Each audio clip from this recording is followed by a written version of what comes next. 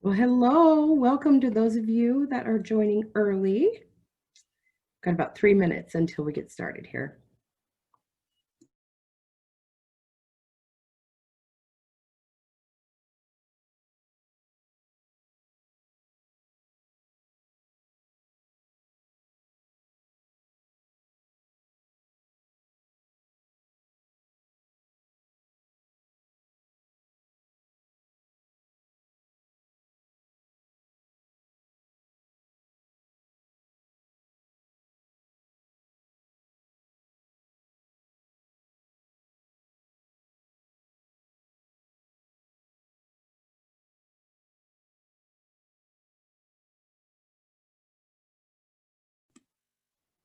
All right, we'll get started in about 2 minutes.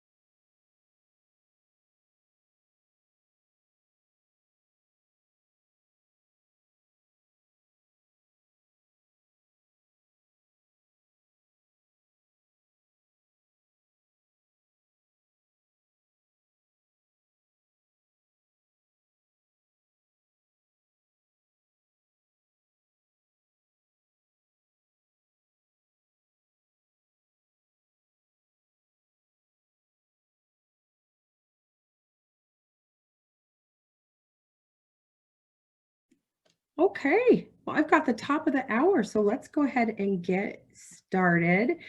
Thank you to those of you who have joined our session this afternoon. Just a little bit of housekeeping before we get going here.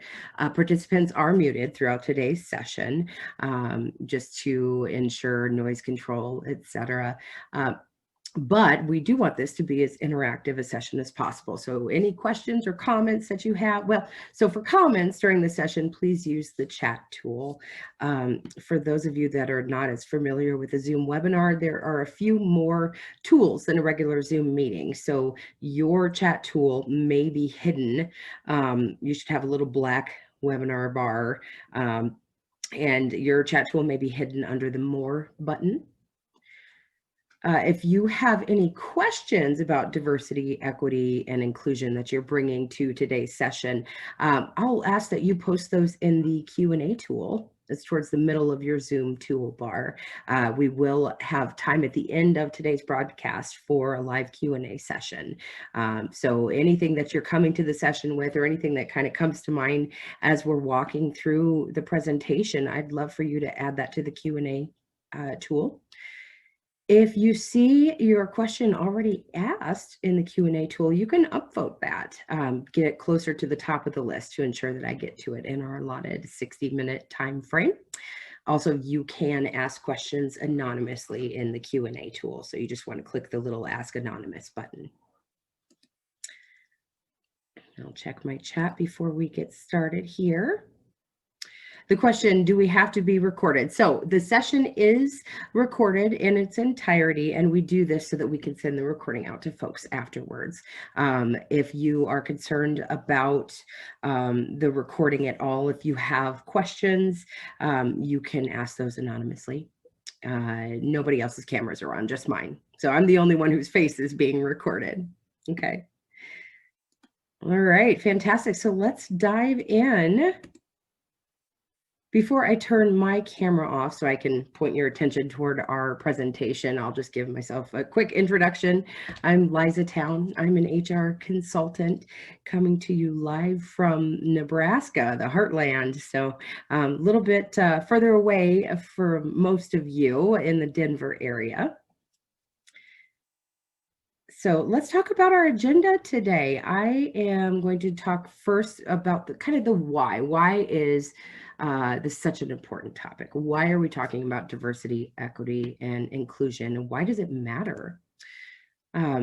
Next, we'll talk about the what you need to know about DE&I strategies and best practices, and then how you can work to create an intentional culture with positive DE&I outcomes. So here's what we want to accomplish together today. Our learning objectives. We want to understand the bottom line outcomes that result from a strong diversity, equity, and inclusion practice. Give you the tools you need to contribute to a thriving culture rooted in DE&I best practices. Empower you to create an inclusive work environment that is comfortable and encourages creativity, innovation, and diversity in thought. And we want to help your organization move towards a true transformation. So why do diversity, equity, and inclusion matter? Let's start out by looking at some statistics here. So McKinsey has been examining diversity in the workplace for several years. Their most recent report, Diversity Matters, found that companies in the top quartile for racial and ethnic diversity are actually 35% more likely to have financial returns above their respective national industry medians. So that's a pretty big deal. And then companies in the top quartile for gender diversity are 15% more likely for the same. We also want to help companies to expand their customer base. So increasing diversity opens up more customer markets. So customers and vendors, other business partners look for organizations who understand an increasingly multicultural and multifaceted customer base, right? Those that can demonstrate cultural intelligence and are aligned by shared values. So what we find through research is the more the diverse your team is, the more likely you will demonstrate empathy and understanding toward a diverse customer base. A diverse team is better equipped to connect your customers to your brand. Along with increasing a customer base, diversity, equity, and inclusion practices also attract top talent. The more diversity you have in your organization, the likelihood is that you'll have more diversity in thoughts, processes that come up, etc. So Glassdoor says that 72% of women, 89% of African Americans, 80% of Asians, 70% of Latinos ranked workforce diversity as paramount in their job search. We're also becoming a much more diverse population in the United States as a whole. So only 56% of the 87 million millennials in the US, just a little over half, are white. And that's compared to 72% of the 76 million baby boomers. So we're becoming a less white and a more diverse society all the time. And our workplaces don't always tend to reflect that. So I alluded to this a little bit earlier, with increased diversity comes increased innovation. So diversity in the workforce means having a multitude of different cultures, educational backgrounds, points of view present. The cultural, educational, and conceptual perspectives provide a richness of ideas that lead to stronger outcomes, making diversity really a proven ingredient of creativity and an aid to innovation. So conversely, a lack of diversity in the leadership of an organization really hampers innovation and prohibits members of minority groups from being recognized for their contributions.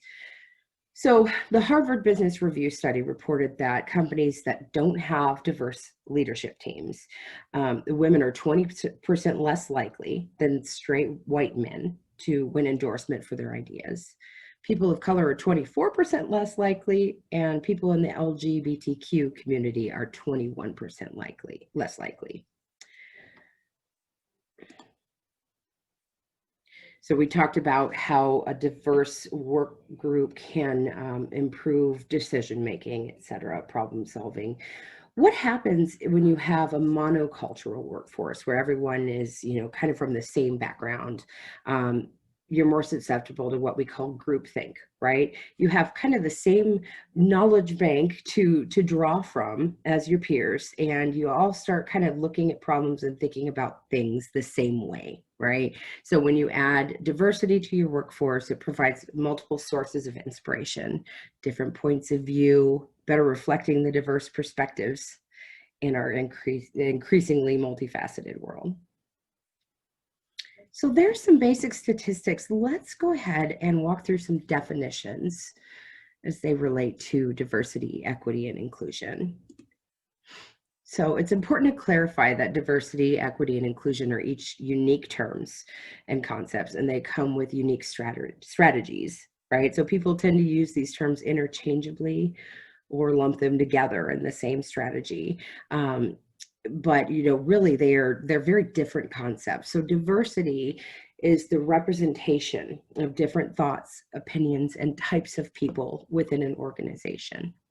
Inclusion, though, takes it a step further. So those individuals with different backgrounds are culturally and socially accepted and welcomed within that organization. So not only are they present, right, we have diversity, they also feel included. Equity is when everyone in the organization also receives fair and equal treatment and has the same equal access to opportunities.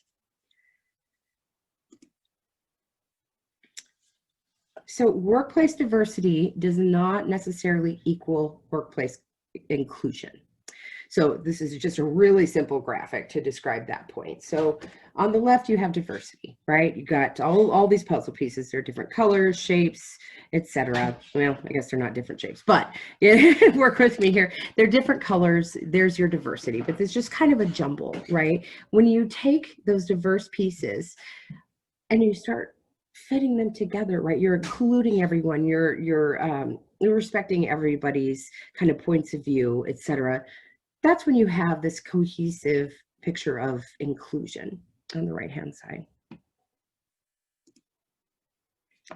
Diversity is more also than just race or gender, right? So diversity in the workplace means that an organization employs a diverse team of people that's reflective of the society in which it exists and operates, right? So it's not just race and gender, nationality, age, educational level, socioeconomic status, ethnicity, sexual orientation, and disability all play a part in diversity as well. I love this quote. So you can mandate diversity, but you can't mandate inclusion. So inclusion is about behavior and relationships. You have to change hearts and minds. So, an organization could say, okay, diversity initiative, we are going to be a more diverse workforce, go out, recruit, and, make sure that we're representing the community that we serve. That's fantastic, right? What really makes a diverse workplace work is the inclusion piece, right? Saying now you're here, diverse workforce, and we're going to include you. We're going to respect your decisions, ask for your points of view, give you the same opportunities as everyone else. And there is definitely an intersection between equity and inclusion, right? So inclusion is the achievement of a work environment in which all individuals are treated fairly and respectfully, have equal access to opportunities and resources, and can contribute fully to the organization's success. Equality doesn't mean, means an equal opportunity, whereas equity means equal access. So in this image, the person on the left is taller, and that's a privilege, right? They're able to reach what the shortest person cannot. In the image to the right, when the less privileged are armed with the same resources and offer the same opportunities as their peers, fairness is achieved. So in other words, equality is the end goal, and equity is just the means to get there, right? So let's talk a little bit about bias. Bias 101, just a brief description. Before we jump into that, I'd like to do a little activity, give y'all a break from listening to me talk for a minute here.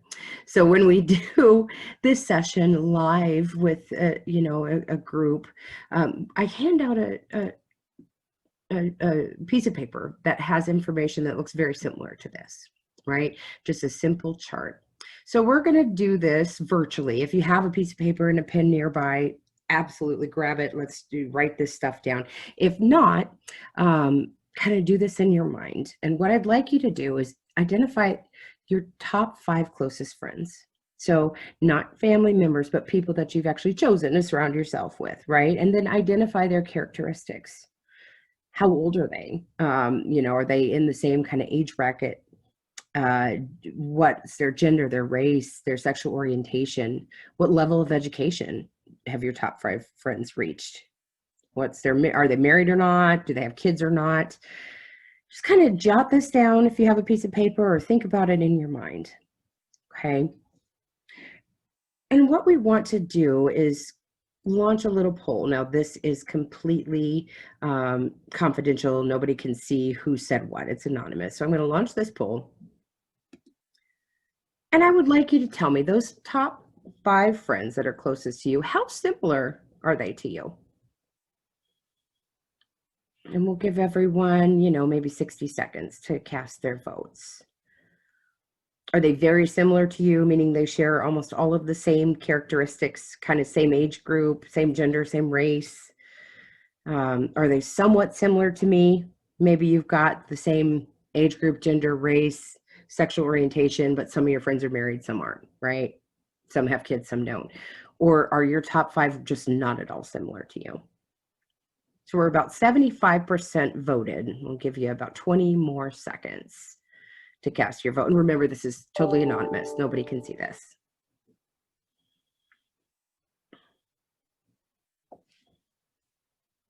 Okay.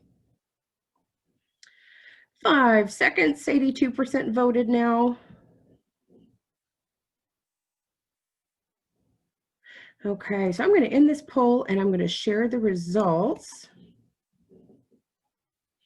So this is really interesting. The overwhelming majority of you said that your closest friends are either very similar to you or somewhat similar to you. Only 13% of you said that your closest friends are not at all similar to you. So the reason that we do this survey and ask you to kind of think about folks, that are in your life is because intention really does matter, right? Most of us, it's human nature to surround ourselves with people that are very much like us, right? They have the same worldview, they look like us, they, come from a similar background socioeconomically, et cetera. It actually takes a lot of intention to go out and say, I really want to seek out alternate opinions. I want to seek out, folks that are different from me, right? Most of us don't do that just automatically. That's fine, right? So I'm going to stop sharing. And then let's talk a little bit about bias next, right? So knowing what we know now about our closest friends, let's talk a little bit about unconscious bias or implicit bias. So unconscious bias is a term that we use to describe the associations that we hold, which, despite being outside of our conscious awareness, can have a significant influence on our attitudes and our behavior. So these are things that are really subconscious. We all have some bias on board, regardless of how fair-minded we believe ourselves to be. Most people have some degree of unconscious bias on board. And that means that we automatically respond to others. So people that are different, maybe racial, ethnicity, age groups, et cetera, in either positive or negative ways. These associations are really difficult to override, regardless of whether we recognize them to be wrong, because they're really deeply ingrained in our thinking and our emotions. So unconscious or implicit bias operates outside of our own awareness, right? And it can be in direct contradiction to our espoused beliefs and values.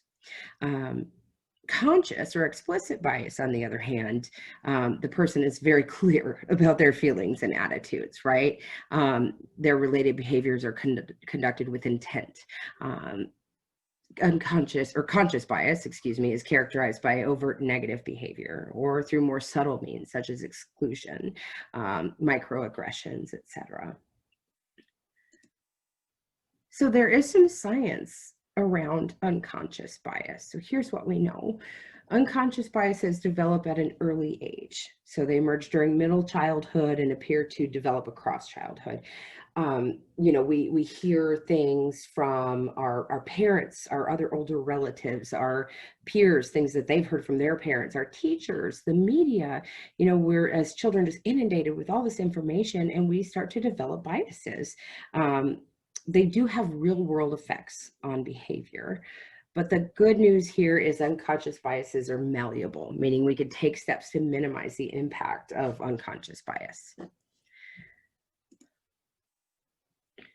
So there's been a substantial amount of research published demonstrating the impact of unconscious bias in various domains, including the criminal justice system, education, healthcare, and even the workplace, right? So bias may have an impact on hiring and mentoring in many workplace situations. So a couple of studies that have been conducted on bias in hiring. The study on the left, fictitious resumes with either white sounding names or African American sounding names were sent in a response to a job posting. There weren't really any material differences between the qualifications for, the resumes that were sent. It was just the names that were different. The resumes with the white sounding names, though, received 50% more callbacks for interviews. In another study, the one on the right, hiring managers for a laboratory manager position rated male applicants for the position as significantly more competent than the equally skilled female applicants. And the hiring managers actually took that a step further, and they also selected higher starting salaries for the male candidates and offered more career mentoring and advancement opportunities to those male applicants. So we've talked about unconscious bias, but how can I address them, right? If I don't know I have them, it's a really good question, right? But, the I don't know that I have them argument is really no excuse for not addressing unconscious biases, because we're talking about it, right? It starts with just kind of admitting that it's a thing. We're having this conversation today. So, it does take work, intention, it takes commitment, but if you want to be part of fostering an inclusive world, an inclusive workplace, it truly does start with your own work. So what does that work look like? So step one, assume that you have unconscious bias, because we all do, right? Step two, conduct research on yourself. So what are some behaviors that suggest that you may have some hidden biases about particular groups? If you're in a position to hire candidates, do you hire the same type of people all the time? Or do you find, racial or ethnic, gender, LGBT differences something that you would rather not talk about or address in the workplace?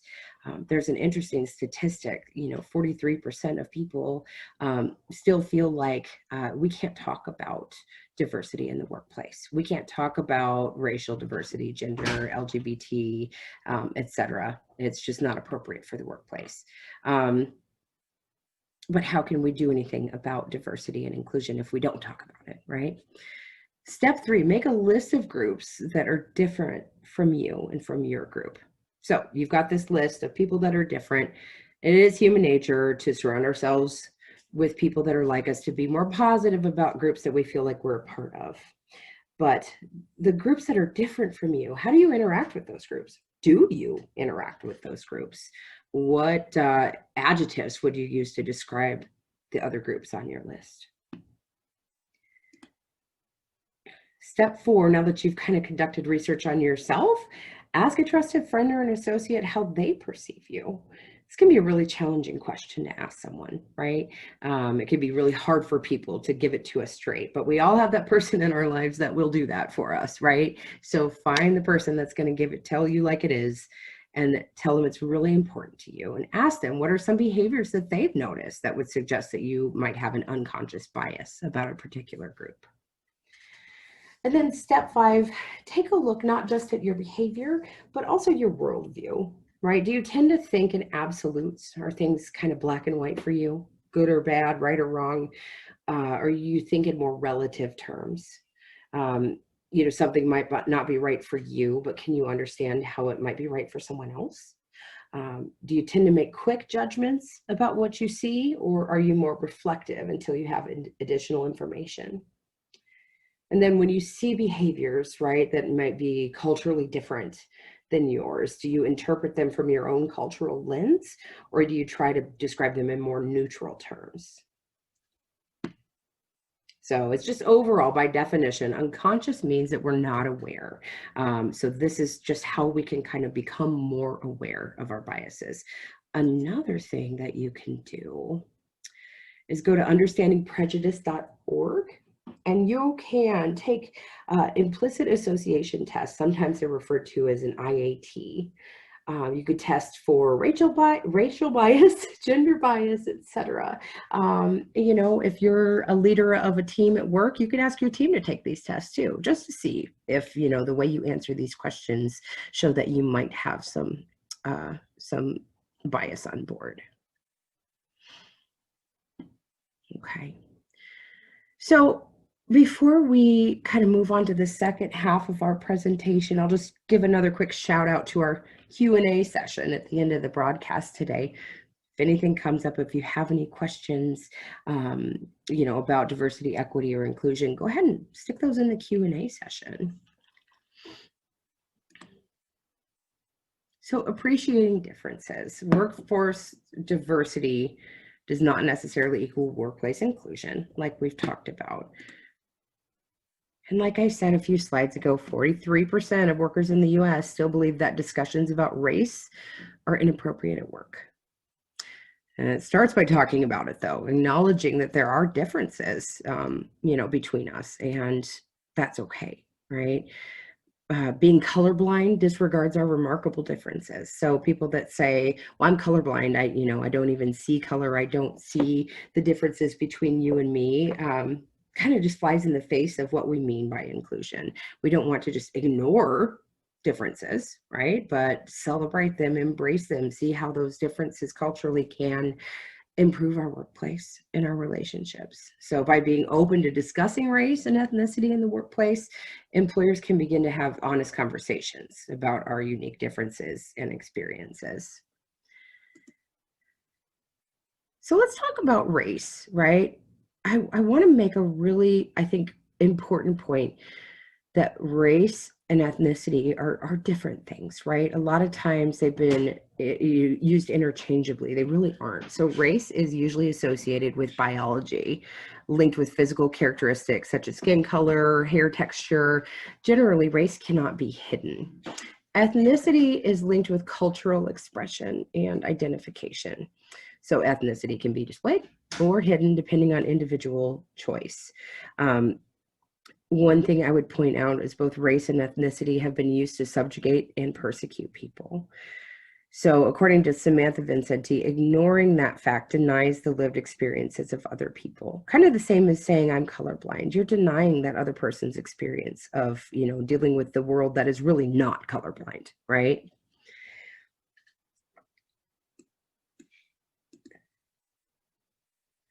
So let's talk about microaggressions. So microaggressions are things that are used to invalidate folks in one form or another. Microaggressions are usually talked about in regard to race, but microaggressions can also certainly be used in regard to gender, ethnicity, disability, etc. So there are three different types of microaggressions.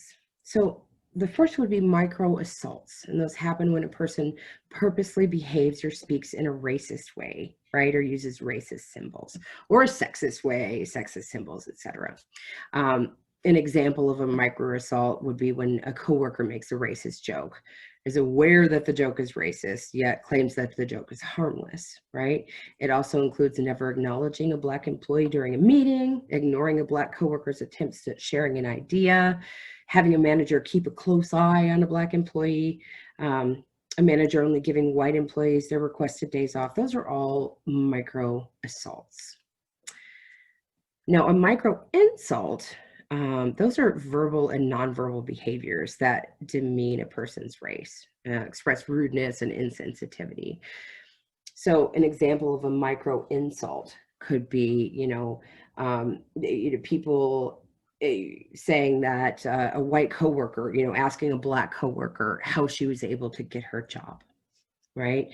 So you're not coming right out and saying you don't belong here, but the implied meaning behind that question is you didn't get your job based on your own merits.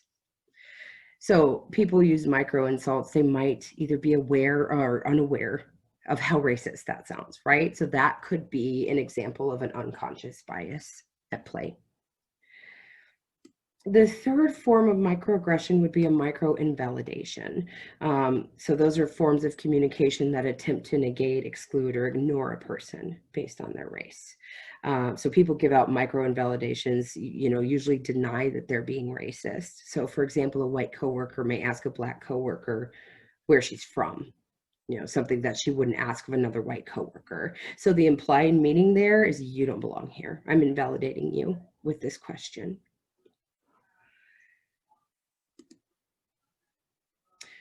So often when someone hears or experiences a microaggression, they experience an internal dilemma, right? Like, did I hear what I think I just heard? Did I interpret that correctly? And should I say something about it, right? For their part, sometimes well-meaning bystanders who have noticed it are concerned that saying something might only make it worse, or that they might have misunderstood, they kind of gaslight themselves, right? Maybe I didn't hear what I think I heard, or that speaking up might add more hurt, right, than it may help. But to the person that's directly on the receiving end of that microaggression, they're likely experiencing a wave of emotions, feeling kind of humiliated, maybe even helpless. Down the road, feelings like humiliation and helplessness, can really add up and result in anxiety, depression, diminished confidence. And additionally, racial and gender microaggressions can and do compound, right? So those can ultimately lead to an in-hospital working environment. So there are many good reasons to confront microaggressions in real time as they happen, both for the offender and the offended, right? So the reasons could include not just stopping it in its tracks, but also helping the offender, who often didn't mean to cause harm, their unconscious bias is at play, to realize their bias, right? And change their behavior. You're also setting a norm, what behavior is tolerable or acceptable and what won't be tolerated or accepted. You don't have to be a manager, right, to take these steps. So a few ways that we can combat microaggressions in real time. Ask a clarifying question, right? Maybe you're not sure you heard what you think you heard. Ask the question, but come from a place of curiosity, and then listen actively and openly. So, what I thought I heard you say was this, and allow that person the ability to respond to that. Tell others about your experience in the situation. I noticed that when you ask this question, this is kind of the outcome of that, right? And then own your response. When I hear you say something like that, this is how it makes me feel, right? So it's not all about putting the finger, right? Which could seem really confrontational, can be really challenging for people, right? But you're just saying, look, this is how I feel about the situation. And then encourage others to consider the impact of their words or actions. Ask them, how do you think people would feel when, you say something like that? And then at the end of that conversation, identify next steps and request appropriate action. Hey, you said this is how it made me feel. How would that make you feel? Have the conversation calmly, and then let them know, I would appreciate it if you would not say that in the future, or maybe say this instead, or whatever the case is. Okay, so let's talk about gender inclusion. So some of you may have seen this before. That's the gender unicorn. We love the gender unicorn. We use this to talk about the differences between gender identity, gender expression, sexual orientation. They're all three different concepts. Everyone has a gender identity. Most people never think about what it is because it matches their sex at birth. So when we say gender identity, what we mean is our personal sense of having a particular gender. So do we feel like we're female? Do we feel like we're male? Do we feel like we are another gender? Possibly no gender, right? And then gender expression is the way in which we express our gender identity, typically through the way that we present ourselves, right? So our appearance, the way we dress, the way we talk, behave, etc. So we could express ourselves as feminine, masculine, or other. Now, sexual orientation is a totally different concept, right? Sexual orientation means a person's identity in relation to the gender or genders to which they are attracted. So somebody could be attracted to the opposite gender and say that they're straight. They could be attracted to the same gender, homosexual, bisexual, asexual, etc. So let's talk about some terminology when it relates to gender. So a birth name refers to the name that we were given at birth. For example, my birth name is Liza. A living name refers to the name that a transgender or a non-binary or a gender non-conforming person chooses to use. Dead naming is a term for calling a trans person who has chosen to change their name by their former birth name. Dead naming is really can be considered a form of harassment.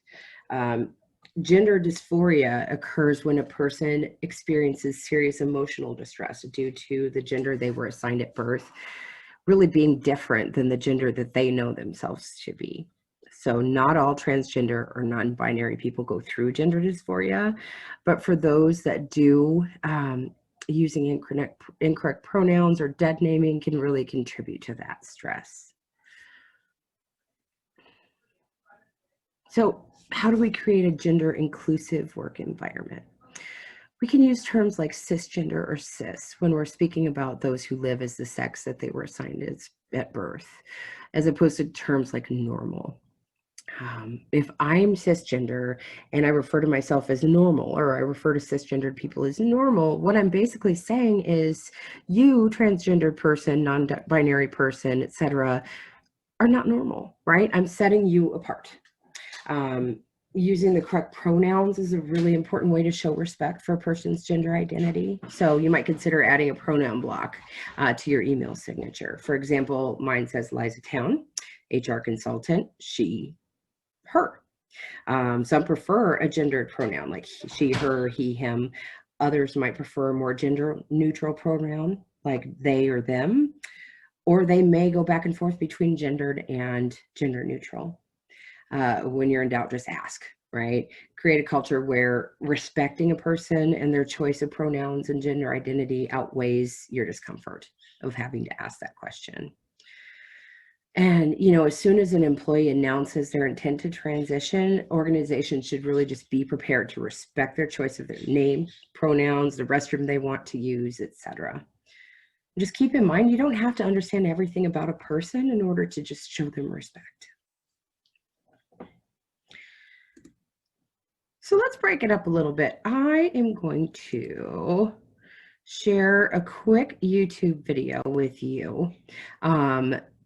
This is a transgendered person who gets misgendered a lot and, has some advice for folks, if you were to misgender someone. And then also just talks about how that feels. So it's about 3 minutes long. So we'll play this video and then we'll move forward.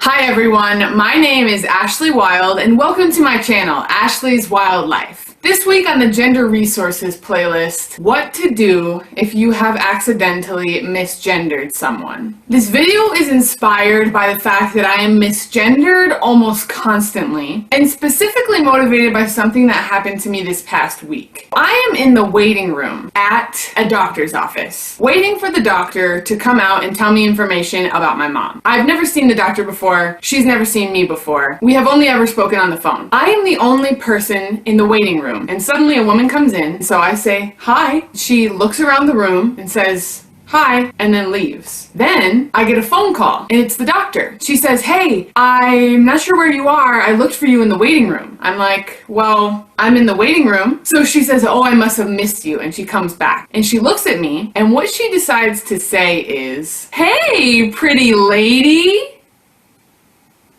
What? This story sparked something for me. And what it sparked for me is how uncomfortable it makes people to treat trans individuals like regular human beings. If you misgender someone, you should treat it the way you would treat anything that you accidentally do that is rude. If you're a waitress and you're serving a table and you accidentally step on the toe of the customer, you don't stop and be like, great shoes.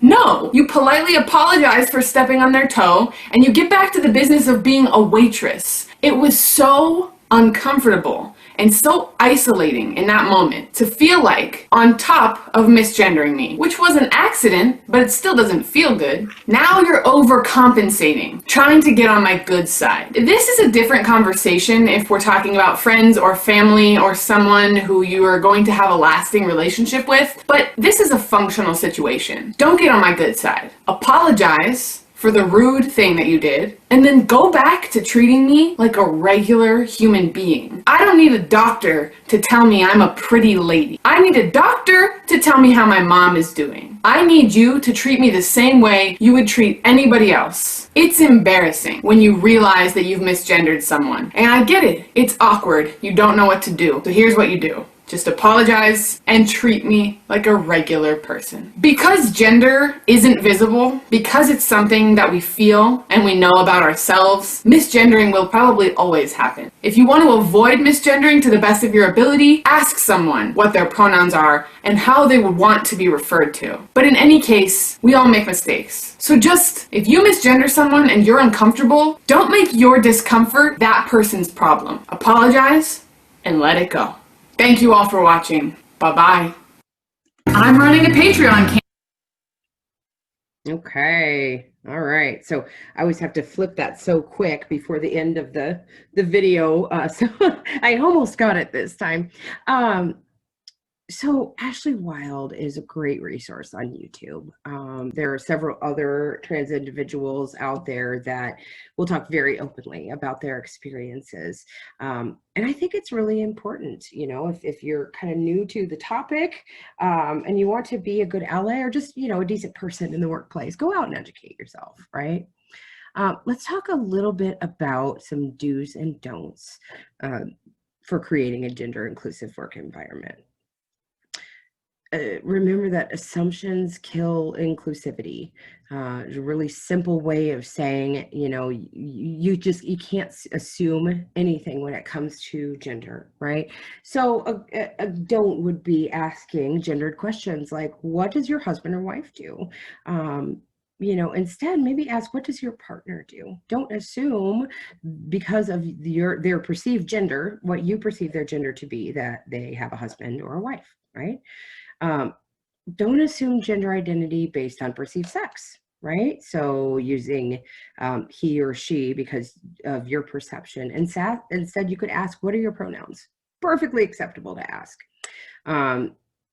Don't ask invasive questions regarding a coworker's transition, right? If you have a coworker that's transitioning or someone else in your life, consider whether your question is a need to know or nice to know, and then go out and educate yourself, right? Pull up some Ashley Wild on YouTube or, you know, many of the other resources for learning more about transgender individuals. So let's switch gears a little bit and talk about generational differences. This is kind of a fun topic, right? So this is the first year or the first time in American history that we've had 5 different generations working side by side in the workplace, right? Each generation has distinct attitudes, behaviors, expectations, habits, motivational buttons, and research indicates that people really do communicate a lot based on their generational background. So this is what the generational makeup looks like in the workplace today. The largest gender block in the workplace today are millennials, 35%. And those are folks that were born between 1981 and 2000. The second largest block would be Generation X, and those are folks that were born between 1965 and 1980. 25% of the workforce is made up of baby boomers, so folks that were born between 1946 and 1964. And then you have Gen Z, brand new to the workforce, and those it's just a 5% right now, but it's going to be growing exponentially year over year, right? Gen Z folks were born between 2001 and 2020. 2% of the workforce is made up of traditionalists. So those are folks that were born between 1925 and 1945. So normally when we do a session like this face-to-face, this is a great interactive part of the session. Because in a Zoom webinar, everyone's muted, I'll just have you kind of follow along with me as we walk through, how much do you know about the generations? If you have anything that surprises you as we walk through this, put it in chat. That's one way we can interact through this. So which generation can be described as self-sacrificing? Drum roll. Okay, that's the traditionalists. Which generations appreciate immediate feedback? That's going to be your millennials and your Gen Z folks. So those of you that maybe manage somebody who's a millennial or in Gen Z, the feedback at the annual review, don't save it all for that. Give it to them kind of as you go, right? The Gen Xers, millennials, and Gen Z all really value a work-life balance more than the other generations in the workforce. So the term would be working to live instead of living to work, right? Which generation it can be described as private and reserved? It's going to be your traditionalists. Which generation is not self-directed? That's going to be millennials. Okay, so which generations live to work instead of working to live? What's your workaholic generation? That's going to be the baby boomers. Which generation values independence and individuality? Gen Z. And which generations are motivated by company loyalty? Traditionalists and boomers. So did any of that surprise you? Let me know in chat if you have any comments or anything that was surprising to you. And keep in mind, these are generalizations, right? We can't, you can't put everyone in a little box, right? But these are really good generalizations for the generations. So with so many generations in the workplace today, employers really need to look out for cultural clashes and age-diverse employee populations. We've got a comment in chat. Let's check it out. No surprises, Lynn says. Yeah. Some of those are, pretty common knowledge. Okay. So 86% of workers polled said that they have observed conflict or frustration at work caused by what they consider to be differences between generations. So you have sentiments like, okay, boomer, or calling a woman a Karen, which on the surface might seem really funny, right? But they could be taken as offensive or ageist in the workplace. So people are really, I would just caution you to kind of keep an eye on conversations like that, things like that, because they could be considered, ageist.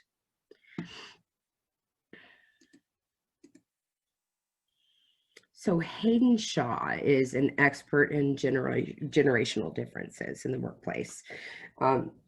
Hayden says that statistical generalizations are an aid to conversation, but not a substitute for it, right? So I just ran through all those statistics.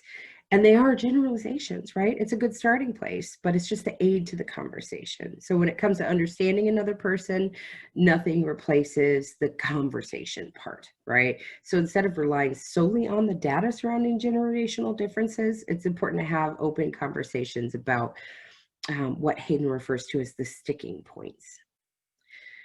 So Hayden Shaw puts out 5 steps to understanding other people, right? The first step is just to acknowledge, talk about generational differences. You can't solve a problem if you don't acknowledge that it exists. Next step would be to appreciate. So focus on the why, not the what, and the common needs, right? The what is what divides us, but the why is the uniter. Flex, agree on how to accommodate different approaches. Generations do approach everything in the workplace kind of from a different perspective, right? Step 4, leverage. So maximize the strengths of each generation. So for example, if an organization decides to use the messaging platform Slack as a communication tool, there will definitely be people who are like, cool, that's great, let's do this. And there are going to be other people who are uncomfortable with a technology that they don't recognize, they don't understand. Why are you making me do this? So a manager or a leader could recruit an older team member who is comfortable and experienced using this technology to coach, train, and mentor the novice Slack users. So you're leveraging that strength. And step 5 is to resolve. So determine which option will yield the best results if flexing isn't enough. So let's wrap up the session talking about how you can contribute to an inclusive working environment. First and foremost, we should all be guided by our core values. These should serve as a kind of the North Star for all of our workplace interactions, both internally with our coworkers and peers, externally with our customers and clients. So let's first and foremost just reflect your organizational values in every interaction. Roy Disney says it's not hard to make decisions when you know what your values are. Some strategies to achieve inclusion include strengthening your awareness and appreciation for different perspectives. Ask the questions that make you uncomfortable. Go out to YouTube and research cultural things that you're not aware of, or somewhere else, right? Not just YouTube. Create cultural awareness through book clubs, guest speakers, ask for a lunch and learn at work. We can also promote healthy relationships and friendships among coworkers and colleagues through social or community involvement. Provide each other with a safe space to voice concerns. Be that shoulder, right? Be a good listener at work. Focus on effective conflict resolution techniques. Cultivate a work environment where people are treated with respect at all times. And another really cool thing that we've seen a lot of employers start doing is celebrating important events that aren't, U.S. recognized or bank holidays, right? Like Juneteenth, Gay Pride, International Day of Persons with Disabilities, International Women's Day. It doesn't have to be a bank holiday in order for an organization to recognize that and support it. If one of these is a holiday that you find near and dear to your heart, talk to your employer, right? Talk to your boss about why it would be a really cool thing to celebrate that in the workplace. Be an advocate for that holiday. So I would love to hear and chat if you have any other key takeaways, but here are mine. So diversity, equity, and inclusion can really be looked at as a business strategy. It's not just a check the box exercise, right? That leadership says, we're going to have a diversity initiative, right? It should be an ongoing strategy. Everyone should try to do their part to create a positive and inclusive working environment. Reflect your organizational values in every interaction. Be alert to inappropriate conduct and be quick to hold each other accountable to inclusive behaviors. And of course, always engage with your manager or HR right away if there is a concern around diversity, equity, inclusion, or the lack thereof. Cynthia asks, well, thank you for the compliment, Cynthia. Yes, we will be providing a copy of the deck and a recording of this session. Those will go out after our final sessions tomorrow. So yes, absolutely. Okay, one more call out real quick. I want to make sure everyone is aware of a deeper learning opportunity. So Starbucks created a 15-course series in response to a racial incident at a Starbucks store that gained a lot of traction on social media, etc. So this series is designed to address biases through understanding the human experience. So a transgendered person talks about gender equity, gender bias. There's folks that are talking about their own personal experiences with ethnic bias, religious bias, etc. So the courses are called To Be Welcoming, and you can get to them from tobewelcoming.com, or you can go through the Starbucks homepage to get to those. They're all free. They're really cool. I have now been through all of them. It took me a while, but really worth it. Great food for thought there. Okay. Jay says, I gathered some great perspectives and maybe a few new resources. Thank you. I'm so glad to hear that. So we don't have any questions currently in our Q&A, but we do have a few minutes for questions. So if you have anything on your mind, you can ask it anonymously. It does not have to be have your name attached to it. And while I'm waiting to see if anyone has any questions, I'll just let you know, once the session ends today, you'll be automatically redirected to a survey that we've created that I just really want to know what you thought about the presentation. Was it valuable to you? Was it relevant to your workplace or not? What would you like to hear more of in a presentation like this? Are there any topics that you felt were really left out? And also, what other types of presentations would be valuable for your workforce or to you personally? All right, cool. So it looks like we're not going to have any questions today, and that is fine. I really appreciate the interaction in the polls and in chat. Please know that you can also always reach out to your Concurrent HR partner with any questions that you have. And thank you so much for taking the time with me today. All right, we're going to redirect everyone to the poll. So thank you so much, everyone. Have a great wrap to your Monday. Take care.